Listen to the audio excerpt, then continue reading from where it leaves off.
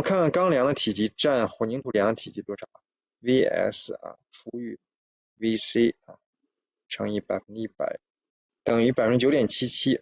这个就是我钢梁它的什么呀？它的体积只有混凝土梁的多少？1/10啊。